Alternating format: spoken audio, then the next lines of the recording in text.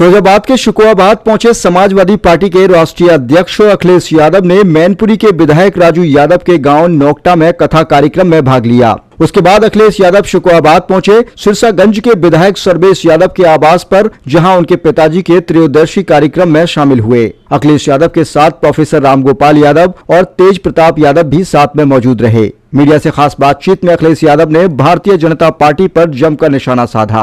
उन्होंने कहा कि अंबेडकर ने हमें संविधान दिया है, ये हम लोगों की रक्षा करता है, समानता का अधिकार देता है। भाजपा के लोग जानबूझकर अपमानित करने का काम करते हैं। इसके लिए एक नेता को नहीं, पूरी भाजपा को माफी मांगनी चाहिए। ये लोग कभी बाबा साहब का सम्मान नहीं कर सकते। हम लोगों के बीच जाएंगे, महिला, नौजवानों, किसानों से अपील करेंगे कि भाजपा को हराओ। अखिलेश यादव ने कहा कि कलयुग की शुरुआत गुजरात से हुई थी। यह धर्म युद्ध है, इसमें धर्म और अधर्म की लड़ाई है। सदन में जो हुआ उसको लेकर बीजेपी राजनीति कर रही है। सदन की बात एफआईआर तक पहुंच गई। धर्म को आगे करके मंदिर के नाम पर दंगे कराए जा रहे हैं। संभल में हिंसा के शिकार लोगों को आर्थिक मुआवजा दिया जाए, यह सरकार मुकदमा लिखकर डराने का काम करती है। यहाँ अगर खोद दो तो न जाने क्या मिले। कई ऐसे भाजपा के नेता हैं, उनके घर खुद जाए तो न जाने क्या मिलेगा उसके अंदर। भाजपा के नेताओं के भी घर खुद जाएं तो न जाने क्या मिलेगा उसके अंदर। हमारा आपका घर खुद जाए, पता नहीं क्या मिलेगा। ये धरती कब से है? मान लो हम भगवान श्री कृष्ण को याद कर रहे हैं तो 5000 साल हुए भी, 5000 साल ही हुए क्या स्वामी जी? कितने साल हो गए? 5000 साल की तो हम इतिहास जानते हैं। ये धरती 1 लाख साल से, और मनुष्य कब से आ रहे हैं, कब से जा रहे हैं। तो कहीं खोद दो के क्या ना मिल जाए वहां पर। सर, संभल सांसद जी पे बिजली चोरी कर कोई मुकदमे उन पर लगा रहे। पत्रकार साथी जालौन में एक पत्रकार ने भारतीय जनता पार्टी के खिलाफ न्यूज निकाल दी, उसके कपड़े उतार दिए थे, उसे नंगा कर दिया है।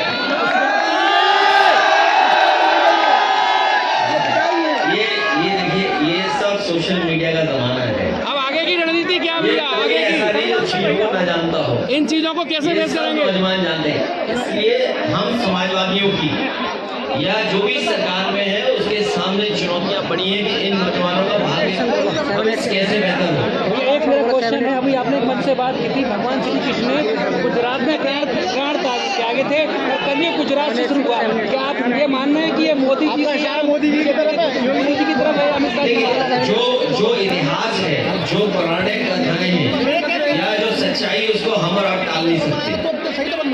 भगवान श्री कृष्ण का ये कार्यक्रम है और मैं चाहता हूँ कि आप लोग भी इसमें रिसर्च करो, जानकारी दो, हासिल करो कि क्या सच्चाई है उसमें। क्योंकि जब भगवान श्री कृष्ण ने जिस समय प्राण छोड़े, उसी समय से मान्यता है कि कलयुग शुरू हो गया। और वो स्थान जहाँ पे भगवान श्री कृष्ण ने प्राण छोड़े वो गुजरात में है, सोमनाथ के बगल में है। और जिस पेड़ पर भगवान श्री कृष्ण बैठे थे, अगर मैं आपसे पूछूं कौन सा पेड़ था तो बता सकते हो क्या?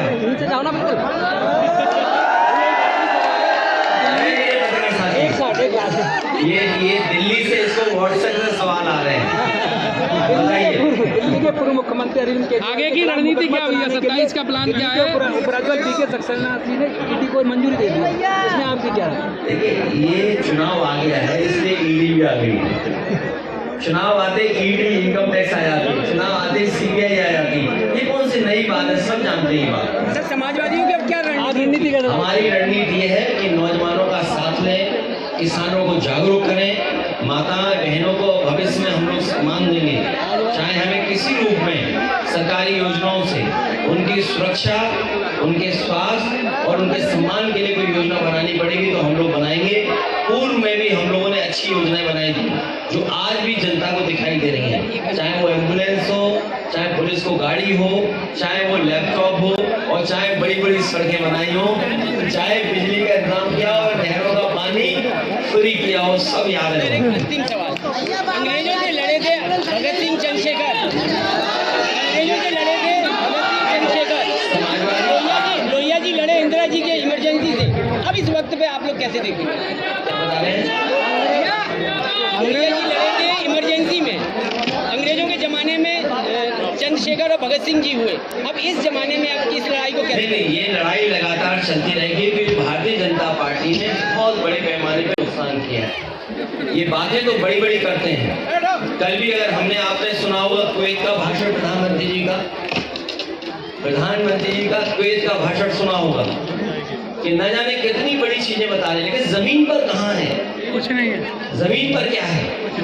अगर दो लोग सक्सेसफुल हो जाएं तो वो देश के लिए कितना फ्रूटफुल साबित होंगे। हमें बड़े पैमाने पे नौजवानों को नौकरी रोजगार देना है। हमें वो इंतजाम करने हैं जिससे बड़े पैमाने पे नौजवानों का रोजगार मिले, नौकरी मिले। वो फैसले हम लोगों को लेने हैं। सर, संसद में इस तरह बहसबाजी हो रही है, धक्का मुक्की हो रही है, सर मर्यादा को लेकर क्या कहेंगे? मर्यादा भंग नहीं हो रही। ये सत्ता पक्ष में जो सरकार के लोग हैं उनको सोचना समझना चाहिए था। सरकार रास्ता निकालती है, स्पीकर के माध्यम से अगर कोई ऐसी घटना हुई थी तो सभी पॉलिटिकल पार्टी के लीडर्स को बुलाया जा सकता था, बात की जा सकती थी। लेकिन आप बहानेबाजी देखिए उनको, ये सब जानते हो आप बहानेबाजी थी। और कई लोगों ने ऐसा कहा है कि ऐसा ड्रामा, ये खोदने वाले लोग भारत के सौहार्द को खोदेंगे। और पहले भी गलत, क्योंकि जब हमारे देश में प्लेसेस ऑफ वर्शिप एक्ट पहले से मौजूद है और प्लेसेस ऑफ वर्शिप एक्ट इस बात की पाबंदी लगाता है कि किसी तरह की चीजों में इस तरह के सर्वे, इस तरह की खुदाई के काम न हो। लेकिन भारतीय जनता पार्टी जानबूझ करके इन मसलों को इसलिए उठा रही है क्योंकि किसान के सवाल पर वो बात नहीं करना चाहते। भारतीय जनता पार्टी से किसान ये पूछेगा कि आपने तो किसान की आय दोगुनी की बात की थी, लेकिन किसान आज भी तकलीफ और परेशानी में है। जिस समय उसे डीएपी चाहिए था, डीएपी उपलब्ध नहीं था, खाद उपलब्ध नहीं थी, जो बीजों की कीमत बढ़ी है, कीटनाशक दवाइयों की कीमत बढ़ी है, और बिजली का बिल लगातार बढ़ता चला जा रहा है। जो सिंचाई से लेकर के तमाम इंतजाम थे वो सरकार करने में नाकाम रही है। और अगर फसल तैयार भी किसान कर रहा है तो उसको कीमत कहाँ मिलेगी, उसके लिए कोई इंतजाम सरकार नहीं कर रही। और जितने बड़े पैमाने पे बेरोजगारी बढ़ती चली जा रही है, 10 साल हो गए उनको दिल्ली में, उत्तर प्रदेश में भी 7 साल की सरकार हो गई। अगर हम 17 साल का हिसाब किताब लगाएं, इस सरकार ने बेरोजगारी बढ़ाई है, न नौकरी है न रोजगार है। तो इन तमाम सवालों से ध्यान हटाने के लिए जानबूझ करके सरकार इस तरह की खुदाई के कार्यक्रम कर रही है। और आज अगर भारतीय जनता पार्टी के अंडरग्राउंड जो पॉलिसी बनाते हैं, ये पाइपलाइन जो अंडरग्राउंड पड़ती है, उसी तरह भारतीय जनता पार्टी की विचारधारा अंडरग्राउंड अंदर ही अंदर काम करती है। ये बात पहले भी कहनी चाहिए थी। लोगों की जान चली गई, लोगों के घरों में छापे पड़ रहे हैं, बिजली के नाम पर 2-2, 3-3 हज़ार लोगों के यहाँ एफआईआर दर्ज हो गई। अगर ये बात गलत थी भारतीय जनता पार्टी की तो जान तो वापस नहीं ला सकते। उन्हें मुआवजा देना चाहिए उन गरीब परिवारों को, और जितने भी झूठे मुकदमे लगे हैं, चाहे वो सांसद पे हो चाहे किसी को, वापस देना चाहिए। सांसद के खिलाफ करोड़ों की रिकवरी जारी की गई है। देखिए, बाबा साहब भीमराव अम्बेडकर जी ने हमें संविधान दिया है और लोकतंत्र में ये हमारे लिए रक्षा कवच का काम करता है। संविधान हमारे लिए, आपके लिए ये संविधान रक्षा करता है, हमें आपको सम्मान दिलाता है। और जानबूझ करके भारतीय जनता पार्टी अपमानित करना चाहती है। ये तमाम वो लोग हैं जिन्होंने कभी सम्मान नहीं किया संविधान का, लोकतंत्र का और बाबा साहब भीमराव अम्बेडकर। जो बीजेपी के लोग, केवल एक नहीं, बीजेपी के सभी लोगों को माफी मांगनी चाहिए। सर, अब समाजवादी पार्टी आखिर कहां तक जाएगी? समाजवादी पार्टी जनता के बीच जाएगी, इन किसान भाइयों से, नौजवानों से अपील करेगी, माता बहनों से कि भारतीय जनता पार्टी लोगों को हराओ। राहुल गांधी की एफआईआर पे क्या कहें? राहुल गांधी की एफआईआर पे क्या? राहुल गांधी जी को नोटिस, राहुल गांधी की एफआईआर में देखिए, भारतीय जनता पार्टी जानबूझ करके ऐसी बहस छेड़ना चाहती है देश में जिससे उसे लाभ मिले। वो लोकसभा परिसर की घटना है। कई बार लोकसभा परिसर में ऐसी घटनाएं हुई हैं जिसमें एफआईआर दर्ज नहीं हुई। आपको याद होगा लोकसभा में देश के बहुत बड़े नेता भारतीय जनता पार्टी के अडवाणी जी, वो 1 करोड़ रुपए लेकर के आए थे और उन्होंने टेबल पर रख दिया था लोकसभा में। क्या उस समय एफआईआर दर्ज हुई किसी में?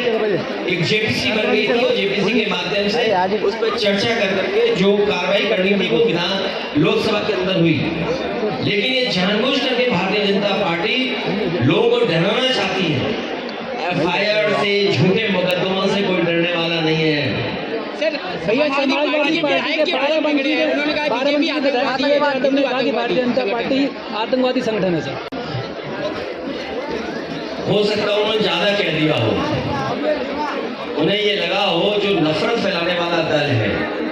आप नफरत फैलाने वाले दल को क्या कहेंगे? जो दल ये जानता हो कि इस घटना के बाद लोगों की जान चली जाएगी, उस दल को आप क्या कहेंगे? केवल एक जगह नहीं, कई उदाहरण मैं दे सकता हूँ जहाँ पर भारतीय जनता पार्टी ने इसी तरह नफरत फैलाने का काम किया है। भैया संभल में मंदिर